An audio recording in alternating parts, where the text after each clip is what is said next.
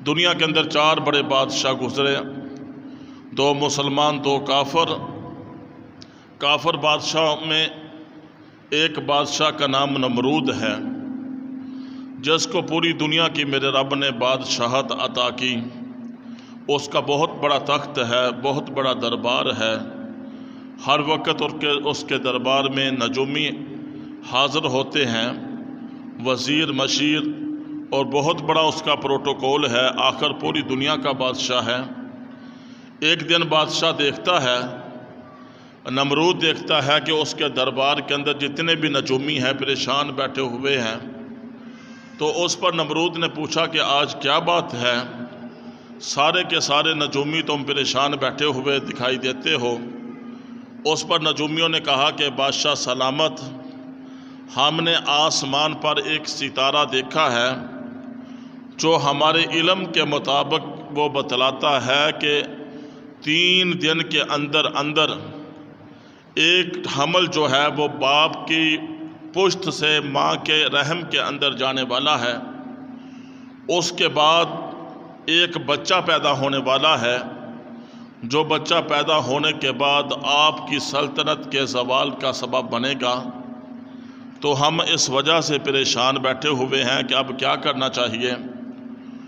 اس پر نمرود نے حکم دیا، پوری دنیا کا بادشاہ تھا، اس کے پاس فوج تھی، پولیس تھی، طاقت تھی، اور ہر طرح کا اس کے پاس جو ہے انتظام تھا۔ اس نے کہا کہ 3 دن کے اندر اندر میں بادشاہ ہوں، اور لوگ اس وقت کے نمرود کو خدا مانتے تھے، اور سورج چاند ستاروں نمرود کو کے سامنے جو ہے سجدہ ریز ہوا کرتے تھے، اپنی منتیں ان کے سامنے مانا کرتے تھے۔ تو جب نمرود کے سامنے یہ بات رکھی گئی تو اس نے کہا، اپنے فوجیوں کو حکم دیا کہ کوئی بھی 3 دن کے اندر اندر کوئی بھی بندہ اپنی بیوی کے پاس نہ جائے۔ اس کے لیے سخت سے سخت انتظامات کیے گئے۔ پوری دنیا کے اندر ہلچل مچ گئی کہ یہ واقعہ پیش آنے والا ہے، اور پوری دنیا کے بادشاہ نے حکم دیا ہے اس کے لیے فوج کی، اور جتنے بھی ادارے ہیں، جتنے بھی ذمہ دار ہیں، ان کی ڈیوٹی لگا دی گئی ہے کہ کوئی بھی خامد اپنی بیوی کے 3 دن کے اندر اندر قریب نہ جائے۔ چنانچہ کیا ہوتا ہے، نمرود کے دربار کے اندر نمرود کا جو خدمت گار تھا، جس کا نام آزر تھا، جو سیدنا ابراہیم خلیل اللہ علیہ السلام کے والد ماجد ہیں، وہ کیا ہوتا ہے، وہ ان کے خدمت گار تھے۔ ان کے دربار کے اندر رات کے وقت ایک ہاتھ میں تلوار لے کر، دوسرے ہاتھ میں شمع لے کر رات کے وقت نمرود کا پہرا دیا کرتے تھے۔ کیا ہوتا ہے، ادھر نمرود نے پوری دنیا کے اندر حکم نامہ جاری کر دیا۔ رات کے وقت سیدنا ابراہیم خلیل اللہ کی والدہ رات کے وقت اپنے شوہر کے پاس آتی ہے۔ کیا دیکھتی ہے، سارے جو ہے نمرود سویا ہوا ہے، اور اس کا خامن جو ہے ہاتھ کے اندر تلوار لے کر، ایک ہاتھ کے اندر شمع لے کر نمرود کی جو ہے پہرے داری کا کام جو ہے کر رہے ہیں۔ اور جتنے بھی دربار کے اندر وزیر مشیر اور جتنے بھی نجومی ہیں، سارا کا سارا عملہ جو ہے وہ سو رہا ہے۔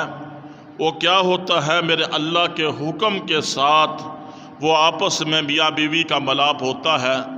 ملاپ ہونے کے بعد کیا ہوتا ہے، صبح ہو جاتی ہے دوبارہ، سارے کے سارے نمرود کے دربار میں اکٹھے ہو جاتے ہیں۔ نمرود کا دوبارہ دربار لگتا ہے۔ نمرود پوچھتا ہے کہ اب میرے نجومیوں بتاؤ اب حالات کیسے ہیں۔ اس پر نجومیوں نے پھر افسردگی کے ساتھ کہا کہ بادشاہ سلامت، جس بات کا ڈر تھا وہی ہو گیا۔ وہ جو بچہ پیدا ہونے والا ہے، جس کے لیے پوری دنیا کے اندر اتنے سخت انتظامات آپ کے حکم کے مطابق کیا گیا، وہ بچہ تو باپ کی پشت سے ماں کے رحم کے اندر جا چکا ہے۔ تو اب اس کا کیا کیا جائے؟ تو یہاں میرا رب دکھاتا ہے، حکم کائنات کے اندر صرف رب کا چلتا ہے، اللہ کا چلتا ہے۔ نمرود بھی تو اللہ کا بنایا ہوا بادشاہ تھا، لیکن اس نے حکم دیا کہ پوری دنیا کے اندر انتظامات کیا جائے، کوئی خامد اپنی بیوی کے قریب نہ جائے۔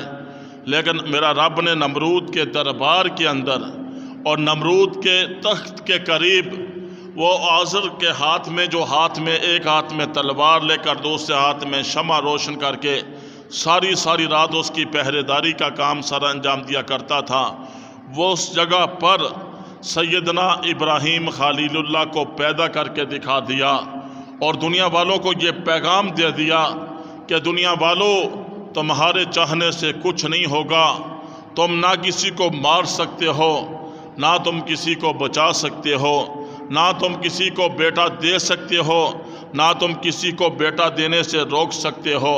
میرے اللہ کا کائنات پر حکم چلتا ہے، وہ جو چاہتا ہے وہ کر دیتا ہے۔ اس کے حکم سے بندوں کو بچے بھی ملتے ہیں، بچیاں بھی ملتی ہیں، اس کے حکم سے انسانوں کو زندگی بھی ملتی ہے، موت بھی ملتی ہے۔ اس کے حکم کے بغیر دنیا کا پتا بھی حرکت نہیں کر سکتا، لہٰذا یہ دنیا کے بنائے ہوئے بادشاہ اسی کے بنائے ہوئے عارضی بادشاہ ہیں۔ ایک وقت میں یہ بادشاہ ہوتے ہیں، دوسرے وقت میں یہ جو ہے فقیر ہوتے ہیں، ایک وقت میں یہ عظیم ہوتے ہیں، دوسرے وقت میں تذلیل ہوتے ہیں۔ یہ سب کچھ کرنے والا کون ہے؟ ایک اللہ وحدہ لا شریک ہے۔ اس کے بعد نمرود کو جب بتایا گیا کہ وہ بچہ باپ کی پشت سے ماں کے رحم کے اندر جا چکا ہے، اس کے بعد نمرود اب دوبارہ پریشان ہو جاتا ہے۔ دوبارہ اس نے اپنے محل کے اندر اعلان کیا، اپنی بادشاہت میں رہتے ہوئے، اپنی حکومت میں رہتے ہوئے، پوری دنیا کی بادشاہت کرتے ہوئے اس نے دوبارہ اعلان کیا کہ جو بچہ بھی کسی کے ہاں پیدا ہو اس کو قتل کر دیا جائے، قتل کر دیا جائے۔ لہٰذا نمرود دنیا کا بادشاہ تھا اور وہ پوری دنیا پر اس کی حکومت تھی، اس کے پاس فوج تھی، پولیس تھی، مختلف ادارے تھے اور طاقت تھی، اور بہت بڑا بادشاہ تھا، بڑا غرور و تکبر تھا، کافر تھا۔ جب اس نے اعلان کیا جس ماں کے ہاں بچہ پیدا ہوتا اس کو قتل کر دیا جاتا، چنانچہ اللہ تبارک و تعالیٰ نے اپنے پیغمبر سیدنا ابراہیم خلیل اللہ کو پیدا بھی کرنا تھا اور بچانا بھی تھا۔ وہ پیدا کرنے والا اللہ ہے، بچانے والا بھی اللہ ہی ہے۔ اللہ کے علاوہ نہ کوئی پیدا کرنے والا ہے، نہ کوئی بچانے والا ہے۔ چنانچہ کیا ہوتا ہے، جب سیدنا ابراہیم خلیل اللہ کی پیدائش کا وقت قریب آیا، آپ کی والدہ ماجدہ اس ڈر سے کہ بچہ پیدا ہوگا، بچے کو قتل کر دیا جائے گا، اس ڈر کے ساتھ جو ہے ایک غار کی طرف چلی جاتی ہیں اور غار کے اندر داخل ہونے کے بعد وہاں چھپ جاتی ہے۔ جب وہاں سیدنا ابراہیم خلیل اللہ کی پیدائش ہوتی ہے، بچہ پیدا ہوتا ہے، جو وہ غار تھا وہ مہک جاتا ہے، اس غار کے اندر خوشبوئیں اور روشنائیاں پھیل جاتی ہے، معصوم بیٹا پیدا ہوتا ہے۔ اب جو ماں ہے اس ڈر کے ساتھ کہ اگر بچے کو میں باہر لے کر گئی، اپنے گھر کی طرف لے کر گئی، غار سے باہر نکالا یا غار کے اندر کسی نے اس کو دیکھ لیا تو نمرودی اس کو قتل کر دیں گے۔ چنانچہ ایک کپڑے کے اندر اپنے دل کے ٹکڑے کو، اپنے بیٹے کو سیدنا ابراہیم خلیل اللہ کو ایک کپڑے کے اندر بند کر دیا جاتا ہے اور غار کے اندر رکھ دیتی ہے۔ میرا رب یہاں اپنے پیغمبر کو بچانا چاہتے تھے اور بچا کر دکھا دیا کہ اگر وہ بچانے پہ آئے تو بچا ہی لیتا ہے۔ پوری دنیا کا بادشاہ اس کو قتل کرنا چاہتا ہے، لیکن میرا رب جو بادشاہوں کا بادشاہ ہے، جو شہنشاہوں کا شہنشاہ ہے، وہ اس بچے کو بچانا چاہتا ہے، لیکن غالب حکم تو میرے اللہ کا ہے۔ اللہ کے حکم کے سامنے پوری دنیا کے بادشاہوں کے حکم زیرو ہے، یہ کچھ نہیں کر سکتے۔ اصل میں حکومت اللہ کی ہے، اصل میں بادشاہت اللہ کی ہے، اصل میں پوری کائنات پر کنٹرول اور قبضہ میرے اللہ کا ہے۔ چنانچہ ابراہیم خلیل اللہ کی والدہ بچے کو، معصوم ابراہیم کو کپڑے کے اندر لپیٹ کر غار کے ایک طرف جو ہے سلا دیتی ہے۔ اس کے بعد کیا ہوتا ہے، آسمان سے نوریوں کے سردار جبرائیل علیہ السلام آتے ہیں، معصوم ابراہیم خلیل اللہ کے دونوں ہاتھوں کو پکڑتے ہیں اور ہاتھوں کو، دونوں انگوٹھوں کو بچے کے منہ کے اندر ڈال دیتے ہیں، اور بچہ جب منہ کے اندر ڈالتا ہے ایک انگوٹھے سے اللہ کے حکم سے دودھ جاری ہو جاتا ہے، دوسرے انگوٹھے سے اللہ کے حکم سے شہد جاری ہو جاتا ہے۔ معصوم ابراہیم خلیل اللہ اپنے منہ کے اندر انگوٹھے ڈالتے ہیں، دودھ بھی پیتے ہیں، شہد بھی پیتے ہیں۔ اس طریقے سے 3 دن گزر جاتے ہیں۔ ان کی والدہ کچھ دنوں کے بعد غار کے اندر آتی۔ جب غار کے دروازے پر آتی، اللہ کے حکم کے ساتھ جو پتھر تھا غار کے دروازے کے اوپر وہ ہٹ جاتا۔ آپ کی والدہ اندر جاتی، بچے کی دیکھ بھال کرتی، اپنے بچے سے لاڈ اور پیار کرتی، اس کی صفائی کرتی، اس کی دیکھ بھال کرتی۔ اس کے بعد جو ہے دوبارہ جو ہے غار کی طرف چلی جاتی۔ جب غار سے باہر نکلتی، غار کے منہ پر وہی پتھر اللہ کے حکم کے ساتھ آ جاتا۔ وقت گزرتا جا رہا ہے، وقت گزرتا جا رہا ہے، جہاں تک کہ سیدنا ابراہیم خلیل اللہ اسی انداز میں 7 برس کے ہو جاتے ہیں۔ اللہ کے حکم سے انگوٹھوں سے دودھ اور شہد کی نہریں جاری ہوئی ہوتی ہیں، وہ پی لیتے ہیں، نشو و نما پا رہے ہوتے ہیں، یہاں تک کہ بڑھتے بڑھتے 7 برس کے ہو جاتے ہیں۔ ایک وقت وہ بھی آتا ہے جب بولنا شروع کیا، اس کے بعد اپنی ماں سے عجیب و غریب سوال کرنے شروع کر دیے۔ اللہ کا جو پیغمبر اور رسول ہوتا ہے وہ شرک سے پاک ہوتا ہے، وہ بچپن ہی سے توحید پرست ہوتا ہے، مواحد ہوتا ہے، اللہ کی وحدانیت پر اللہ کے پیغمبر کا یکامل یقین ہوتا ہے۔ لہذا ایک دن اپنی ماں سے کہا، ماں میرا خدا کون ہے؟ اس پر ماں نے کہا کہ بیٹا ہمارا خدا نمرود ہے، جو ہمیں روٹی دیتا ہے، جو ہمیں رزق دیتا ہے، تو تمہارا خدا بھی نمرود ہے۔ اس پر اس بچے نے جس کا نام ابراہیم خلیل اللہ ہے، جو بعد میں اللہ کے پیغمبر اور رسول بنے، وہ بچپن میں کیا کہتے ہیں کہ امی جان اگر آپ کا خدا نمرود ہے تو نمرود کا خدا کون ہے؟ تو اس طرح کے سوالات بچپن ہی سے ابراہیم خلیل اللہ توحید پر مبنی جو ہے سوالات اپنی ماں سے بھی کرتے ہیں، اپنے باپ آزر سے بھی کرتے ہیں۔ ماں باپ سوالوں کے جواب نہیں دیتے اور لاجواب ہو جاتے ہیں۔ وقت گزرتا جاتا ہے۔ اس وقت کے لوگ 2 سال کے اندر خوشیاں منایا کرتے تھے۔ ایک جو ہے عرفہ کے دن کی خوشی منایا کرتے تھے، اور ایک جو ہے سالانہ میلے کی خوشی منایا کرتے تھے۔ ادھر جو رواج تھا سالانہ میلے کی تاریخ آ جاتی ہے، لوگ جو ہے میلے پر چلے جاتے ہیں۔ سیدنا ابراہیم خلیل اللہ کے والد کہتے ہیں بیٹا تم بھی ہمارے ساتھ میلے پر چلو۔ اس پر کہا کہ انی سقیم، ابا جان میں آپ کے ساتھ میلے پر نہیں جا سکتا، اس لیے کہ میں بیمار ہوں۔ اصل میں بیماری کیا تھی؟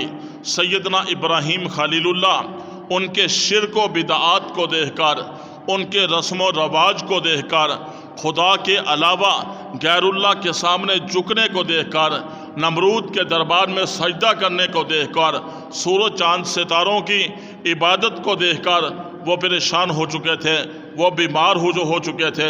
اللہ کے پیغمبر توحید پرست ہوتے ہیں، تو فرمایا انی سقیم، میں بیمار ہوں ابا جان، میں آپ کے ساتھ نہیں جا سکتا۔ چنانچہ سارے لوگ جو ہے میلے پر چلے جاتے ہیں۔ پیچھے سیدنا ابراہیم خلیل اللہ ہاتھ کے اندر کلہاڑا لیتے ہیں اور بت خانے کے اندر داخل ہو جاتے ہیں۔ بت خانے کے اندر دیکھتے ہیں ایک خدا چھوٹا ہے، ایک بڑا ہے، ان کے پاس کھانے رکھے ہوئے ہیں اور ان کے کھانے چوہے اٹھا کر لے جا رہے ہیں۔ یہ کہا کہ فرمایا یہ کیسے معبود ہیں، یہ کیسے مشکل کشا ہیں، یہ کیسے حاجت روا ہیں جو اپنے کھانے کو سنبھال نہیں سکتے، ان کے کھانے تو چوہے اٹھا کر لے جاتے ہیں۔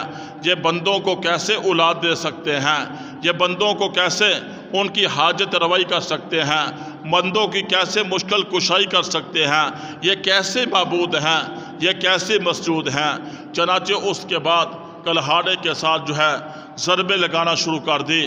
کسی بت کا بازو توڑ دیا، کسی کی ٹانگ توڑ دی، کسی کو مکمل ختم کر دیا، اور جو ہے بت خانے کے اندر جتنے بھی بت پڑے ہوئے تھے سب کو جو ہے تباہ و برباد کر دیا، اور کلہاڑا بڑے بت کی جو ہے وہ جو ہے گلے کے اندر لٹکا دیا۔ اس کے بعد جب وہ قوم کے لوگ نمرودی میلے سے واپس آتے ہیں، آ کر جو ہے حاجت روائی کے لیے، مشکل کشائی کے لیے، عبادت کے لیے، سجدے کے لیے جب بت خانے کے اندر داخل ہوتے ہیں، کیا دیکھتے ہیں؟ سارے کے سارے بت جو ہے پاش پاش ہو چکے ہیں۔ اس کے بعد کہا کہ یہ کس نے کیا؟ اس پر انہیں بتایا کیا؟ ہمارا ایک ہی تو ہے، ایک ہی تو ہے جہاں سیدنا ابراہیم خلیل اللہ جو ہمارے بتوں کی مخالفت کرتے ہیں، جو ہمارے آباء و اجداد کے دین کی مخالفت کرتے ہیں، جو بتوں سے ہٹ کر ایک اللہ وحدہ لا شریک کے سامنے جھکنے کی دعوت دیتے ہیں۔ چنانچہ سیدنا ابراہیم خلیل اللہ سے بات کی کہ یہ کس نے کیا؟ اس پر فرمایا مجھے کیا پتا کس نے کیا، اپنے بڑے بڑے بتوں سے پوچھو جو تمہارے حاجت روا ہیں، جو تمہارے مشکل کشا ہیں۔ وہ بت پرست لوگ، وہ مشرک لوگ، وہ نمرودی لوگ کہتے ہیں ابراہیم خلیل اللہ تجھے پتا ہے یہ بول نہیں سکتے، یہ کچھ بتا نہیں سکتے، یہ کچھ کہہ نہیں سکتے۔ اس پر سیدنا ابراہیم خلیل اللہ نے ارشاد فرمایا اگر یہ تمہیں بتا نہیں سکتے تو یہ مشکل کشا کیسے، یہ حاجت روا کیسے، یہ بگڑی بنانے والے کیسے، یہ معبود اور مسجود کیسے؟ اس پر کہا کہ یہ اس طرح بات نہیں مانے گا۔ لوگ سارے مل کر نمرود کے پاس جاتے ہیں اور نمرود سے کہتے ہیں کہ بادشاہ سلامت جو ہے ابراہیم خلیل اللہ نے ہمارے بتوں کو توڑ دیا ہے، آپ اس کو سخت سے سخت جو ہے سزا دیں، اس کو جو ہے آگ کے اندر ڈال دیں۔ چنانچہ سیدنا ابراہیم خلیل اللہ کو نمرود نے حکم دیا کہ اس کو پکڑ کر میرے دربار کے اندر لایا جائے۔ چنانچہ ابراہیم خلیل اللہ کو جب پکڑ کر کے نمرود کے دربار میں لایا جاتا ہے کہ جس نمرود کے دربار میں آنے کے بعد ہر بندہ نمرودی نمرود کے سامنے سر کو جھکا دیتا ہے، نمرود کو سجدہ کرتا ہے، اور اس پر کہا جو ہے وزیروں مشیروں نے کہا کہ بادشاہ سلامت کے سامنے جو ہے آپ سجدہ کریں، سجدہ کریں۔ اس پر سیدنا ابراہیم خلیل اللہ ارشاد فرماتے ہیں کہ نہیں نہیں نہیں، اللہ کے علاوہ غیر اللہ کے سامنے سجدہ کرنا یہ شرک ہے، یہ شرک ہے۔ میں اللہ کے علاوہ کسی کے سامنے سر کو جھکا نہیں سکتا، یہ سر تن سے تو جدا ہو سکتا ہے لیکن غیر اللہ کے سامنے جھک نہیں سکتا، یا کسی قبر پر جھک نہیں سکتا، یا کسی مزار پر نہیں جھک سکتا، یا آگ کے سامنے نہیں جھک سکتا، یا بتوں کے سامنے جھک نہیں سکتا، دنیا کے بادشاہوں کے سامنے نہیں جھک سکتا، کسی بڑی چیز کے سامنے یہ سر جھک نہیں سکتا۔ اس پر کہا، اس پر نمرود نے کہا اے ابراہیم میں ہی خدا ہوں جو عزت بھی دیتا ہوں، جو ذلت بھی دیتا ہوں، میں ہی خدا ہوں جو بندے کو زندگی بھی دیتا ہوں، جو بندوں کو موت بھی دیتا ہوں۔ اور اپنے دربار میں حکم دیا جس بندے کو آج پھانسی کا حکم ہے اس کی پھانسی کو روک دیا جائے، اور جس بندے کا کوئی قصور نہیں ہے اس کا سر تن سے جدا کر دیا جائے۔ اور کہا ابراہیم خلیل اللہ دیکھو میں ہی تو ہوں جو زندگی بھی دیتا ہوں، جو موت بھی دیتا ہوں۔ اس پر کہا، ارشاد فرمایا سیدنا ابراہیم خلیل اللہ نے میں اس اللہ وحدہ لا شریک کے سامنے سجدہ کرتا ہوں جو سورج کو مشرق سے نکالتا ہے، مغرب کے اندر غروب کر کے دکھاتا ہے۔ اے نمرود اگر تو اپنی بات میں پکا اور سچا ہے تو پھر ایسا کر سورج کو مشرق سے نکال اور سورج کو مغرب سے نکال اور مشرق کے اندر غروب کر کے دکھا۔ نمرود لاجواب ہو سکتا ہے یہ کون کرتا ہے، کون کر سکتا ہے؟ پوری دنیا کی طاقتیں مل کر ایک منٹ اور سیکنڈ کی بھی نظام شمسی کے اندر کمی بیشی نہیں کر سکتا۔ کوئی کہے کہ گرمی کا موسم ہے سورج کو ایک سیکنڈ کے لیے روک دیا جائے، کوئی نہیں روک سکتا۔ یہ ستارے گھوم رہے ہیں، یہ نظام شمسی کا جو نظام میرے رب نے بنایا ہے کتنا خوبصورت ہے۔ اگر دنیا کے انسان کے قبضہ قدرت کے اندر ہو تو روزانہ ٹائم کی کمی بیشی ہو، یہ میرے رب کا بنایا ہوا نظام ہے۔ وہ جو ہے نظام شمسی جو جس نے خوبصورت نظام بنایا، جو اس نظام کو چلا رہا ہے، اسی کے قبضہ قدرت کے اندر یہ سارا نظام ہے۔ تو اس پر کہا کہ میں اس کے سامنے سجدہ کرتا ہوں جو سورج کو مشرق سے نکالتا ہے، مغرب میں غروب کر کے دکھاتا ہے۔ اگر تو اپنی خدائی کے دعوے میں سچا ہے تو سورج کو مغرب سے نکال اور مغرب سے نکال مشرق میں غروب کر کے دکھا۔ نمرود لاجواب ہو جاتا ہے۔ اس کے بعد اس نے اپنے فوجیوں کو حکم دیا کہ جو ہے ایندھن اکٹھا کرو، ایندھن اکٹھا کرو، اس کی بہت بڑی سزا ہے۔ بہت بڑی سزا ہے، اس نے سجدے سے انکار کیا، میری بادشاہت سے انکار کیا، میری طاقت سے انکار کیا، میرے عہدے سے انکار کیا، میری فوج میرے اداروں کا انکار کیا، اور پوری دنیا کے اندر میری بادشاہت کا انکار کیا، تو لہٰذا اس کے لیے بہت سخت سزا ہے۔ اور کہا اپنے 70,000 فوجیوں کو حکم دیا کہ اس کے لیے ایندھن اکٹھا کرو۔ 70,000 فوجی 40 دن تک ایندھن اکٹھا کرتے رہے، لکڑیاں اکٹھی کرتے رہے۔ اتنا بڑا ایندھن اکٹھا ہو گیا کہ چاروں طرف 12 میل تک جو ہے ایندھن پڑا ہوا ہے، لکڑیاں پڑی ہوئی ہے، آگ کی بہت بڑی چیخ تیار کر رہا ہے۔ اس کے بعد کیا ہوتا ہے، اس کو آگ لگائی جاتی ہے۔ آگ لگانے کے بعد اب سیدنا ابراہیم خلیل اللہ کو اس آگ کے اندر ڈال کر سزا دینی ہے۔ پوری دنیا کا بادشاہ سزا دینا چاہتا ہے، لیکن پوری کائنات کا بادشاہ، بادشاہوں کا بادشاہ، شہنشاہوں کا شہنشاہ رب العالمین اپنے خلیل کو بچانا چاہتے ہیں۔ ادھر کیا ہوتا ہے، 40 دن تک ایندھن اکٹھا کرتے رہے اور فوجی جو ہے لکڑیاں اکٹھی کرتے رہے۔ پوری دنیا کی بادشاہت ہے، پوری دنیا کے اسباب ہیں، پوری دنیا کی فوج اور طاقت ہے، پوری دنیا کے ادارے ہیں، پوری دنیا کی طاقت ہے، اور 12 میل تک چاروں طرف جب ایندھن اکٹھا ہو جاتا ہے، آگ لگائی جاتی ہے۔ اب آگ اتنی بڑی آگ ہے کہ اوپر کی طرف 3 میل تک جو بھی پرندہ آگ کے اوپر سے گزرتا، آگ کی اتنی تپش ہے کہ آگ کی تپش کی وجہ سے ہلاک ہو جاتا اور آگ کے اندر ہی گر کر جل جاتا۔ اتنی بڑی اس نے آگ تیار کی۔ اس کے بعد کیا ہوتا ہے، جب سیدنا ابراہیم خلیل اللہ کو آگ کے اندر ڈالنے کا وقت آتا ہے، اب حربے استعمال کیے جاتے ہیں کہ کس طرح ڈالے۔ آگ کے قریب جاتے ہیں، آگ کی تپش ہے، تو گلیل نما ایک آلہ بنایا گیا۔ 40 یا 400 آدمیوں کے سہارے کے ساتھ، طاقت کے ساتھ اور ان کی کوشش کے ساتھ، ایک گلیل نما آلے کے ساتھ سیدنا ابراہیم خلیل اللہ کو آگ کے اندر ڈالا گیا۔ آگ کا کام جلانا ہے، آگ جلاتی ہے، لیکن جلاتی اس وقت ہے جب اس کے اندر اللہ کا حکم آ جائے۔ اگر اللہ کا حکم نہ آئے، آگ جلا نہیں سکتی۔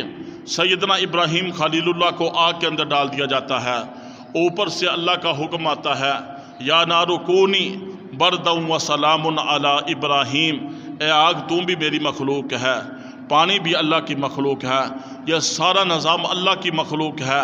کہا اللہ نے فرمایا، ارشاد فرمایا، اے آگ میرے خلیل کے لیے ٹھنڈی ہو جا، گلزار بن جا، نہ زیادہ ٹھنڈک ہو نہ زیادہ گرمی ہو، بلکہ سلامتی والی بن جا۔ سیدنا ابراہیم خلیل اللہ کے لیے آگ سلامتی والی بن جاتی ہے، آگ گلزار بن جاتی ہے۔ اور اس کے بعد کیا ہوتا ہے، آسمان کے فرشتے آتے ہیں، کہتے ہیں اگر آپ کہیں آگ کو بجھا دیا جائے، آسمان سے بارش کو لے آئیں۔ اس پر کہا کہ نہیں، مجھے کسی سہارے کی ضرورت نہیں، میرے نزدیک اللہ کا سہارا سب سے قیمتی ہے، اسی سہارے کی مجھے ضرورت ہے، اور میرا رب مجھے ہر حال میں دیکھ رہا ہے، وہ مل کے دل کے ارادوں کو بھی جانتا ہے، وہ جو ہے میرے دل کے آنے والے خیالات کو بھی جانتا ہے۔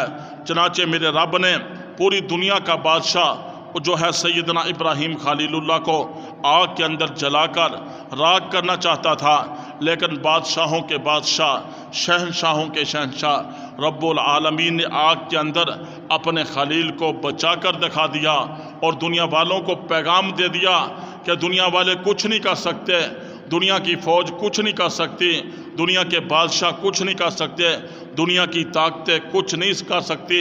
کائنات پر حکم چلتا ہے، صرف اللہ کا چلتا ہے۔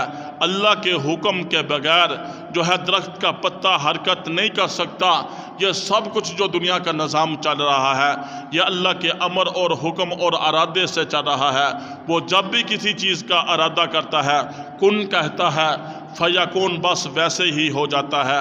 ہم دنیا کے نظام کے اندر دیکھتے نہیں ہیں۔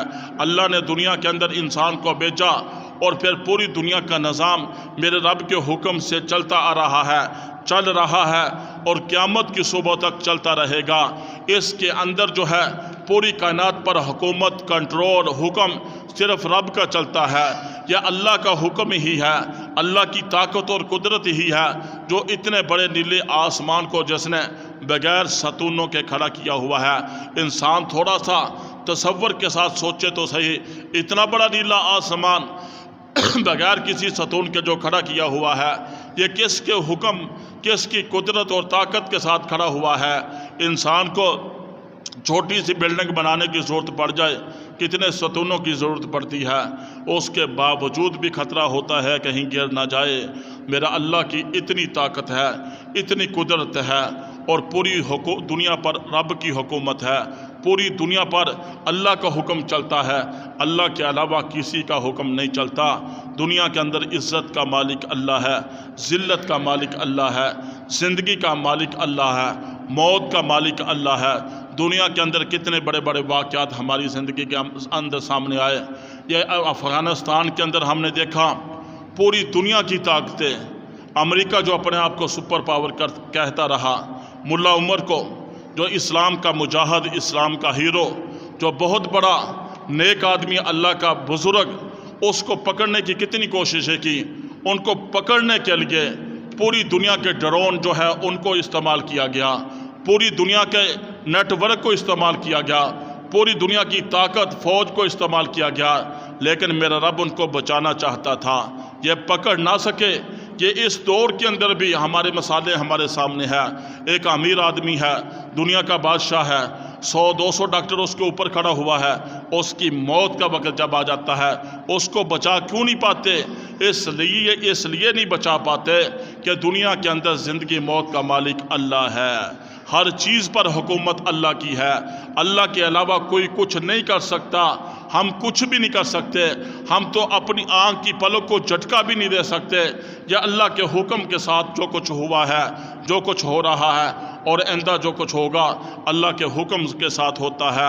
یہ ہم کہتے ہیں کہ ہماری کوشش کے ساتھ یہ ہوا، ہماری محنت کے ساتھ یہ ہوا، ہماری کوشش کے ساتھ یہ ہوا، ہماری ذہانت کی وجہ سے یہ ہوا، ہمارے آباء و اجداد کی وجہ سے یہ ہوا۔ بھائی کچھ نہیں ہوتا، اللہ کے حکم سے ہوتا ہے۔ دنیا کے نظام کے اندر ہم دیکھتے ہیں باپ امیر ہوتا ہے، اولادیں غریب ہوتی ہے، اور جو ہے باپ غریب ہوتا ہے، اولادیں امیر ہوتی ہے۔ یہ تغیر اور تبدیلی لانے والا کون ہے؟ اللہ ہے، اللہ ہے۔ انسان ایک وقت میں جو ہے غریب ہوتا ہے، دوسرے وقت میں امیر ہوتا ہے، ایک وقت میں فقیر ہوتا ہے، دوسرے وقت میں جو ہے وہ بادشاہ ہوتا ہے۔ یہ کائنات کا نظام میرے اللہ کے قبضہ قدرت کے اندر ہے۔ چنانچہ 40 دن تک سیدنا ابراہیم خلیل اللہ آگ کے اندر رہے، آگ سلامتی والی بنی رہی، آگ جو ہے سلامتی والی بنی رہی۔ اللہ نے اپنے پیغمبر سیدنا ابراہیم خلیل اللہ کو آگ کے اندر بچا کر دکھا دیا، اور دنیا والوں کو یہ پیغام دے دیا کہ دنیا والوں، اے میرے بندو، اس کو دیکھو، اس پر غور و فکر کرو، اور میری وحدانیت، میری الوہیت پر کامل یقین رکھو، میرے سامنے جھکنا سیکھو۔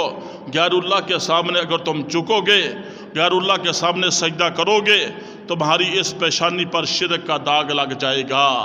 جب یہ پیشانی بنائی اللہ نے، انسان کو اتنا خوبصورت کس نے بنایا؟ اللہ نے بنایا۔ ایک وقت تھا گندا جو ہے پانی کا قطرہ تھا، اس کے بعد کتنی تبدیلیوں کے بعد ایک بچہ پیدا ہوتا ہے۔ بچہ جو ہے اب اس کو چلنا پھرنا نہیں آتا، حرکت نہیں کر سکتا، اب اپنے سہارے کھا پی نہیں سکتا۔ اس کے بعد ماں باپ کی محبت، بچے کی محبت ماں باپ کے دل کے اندر ڈالنے والا کون ہے؟ اللہ ہے۔ اس محبت کی وجہ سے اب بچہ جو ہے جوان ہو جاتا ہے، تھوڑا تھوڑا چلنا پھرنا شروع کر دیتا ہے، مزید آگے عمر کو جاتا ہے، طاقت پکڑتا ہے، نوجوان بن جاتا ہے، شباب آ جاتا ہے، اس پر جوانی کی طاقت آ جاتی ہے۔ اب انسان کہے کہ اب جو میرے پاس بڑی طاقت ہے، میں نوجوان ہوں، میں پاورفل ہوں، میں ہمت اور طاقت والا ہوں، تو اس وقت انسان کہے کہ اب جہاں دل آیا اس پیشانی کو جھکا دے۔ یہ پیشانی بنائی اللہ نے، اور انسان کو خوبصورت بنایا اللہ نے۔ اس وقت بھی انسان ہی تھا جب پیدا ہوا، ہل نہیں سکتا تھا، کھا پی نہیں سکتا تھا۔ یہ ساری ماں باپ کے دلوں کے اندر بچے کی محبت اللہ نے ڈالی۔ اب جب انسان کو خوبصورت وجود عطا کر دیا، دل و دماغ عطا کر دیا، انسان کے اندر انسان سوچے کتنے بڑے نظام ہے، نظام تنفس کو بنا دیا سانس لینے کے لیے، نظام انہضام کو بنا دیا، نظام اخراج کو بنا دیا۔ انسان پانی پیتا ہے، کتنے مراحل سے گزرنے کے بعد وہ پانی خارج ہوتا ہے۔ انسان پانی پی لے، اگر وہ ہضم نہ ہو ہم کیا کر سکتے ہیں؟ انسان کھانا کھاتا ہے، کھانا کھانے کے بعد معدے سے ہوتے ہوئے ایک پورے نظام انہضام کے تحت، وہ نظام اخراج کے تحت انسانی جسم سے باہر جو ہے کھانا جاتا ہے۔ یہ سارے نظام انسان کے جسم کے اندر اللہ نے بنائے ہیں۔ پھر انسان کے جسم کے اندر جو ہے دل کا چھوٹا سا ٹکڑا ہے جو لاکھوں کی تعداد میں شریانوں کے اندر خون کو سپلائی کرتا ہے، پمپ کرتا ہے۔ یہ نظام بنانے والا کون ہے؟ اللہ ہے۔ پھر انسان کو کتنا خوبصورت بنا دیا، چلنے کے لیے پاؤں دے دیے، ہاتھ دے دیے، سننے کے لیے کان دے دیے، آنکھیں دے دی، اور کتنی بڑی نعمتیں انسان کو میرے رب نے عطا کر دی ہیں۔ اس کے باوجود انسان اپنی تخلیق کے بعد اور سب کچھ نعمتیں پانے کے بعد اللہ کی وحدانیت اور الوہیت پر یقین نہ رکھے اور غیر اللہ کے سامنے اللہ کو چھوڑ کر سجدہ کر دے، تو اس پر پھر اس کے جو ہے چہرے پر، اس کی پیشانی پر شرک کا داغ آ جائے گا، شرک کا داغ آ جائے گا۔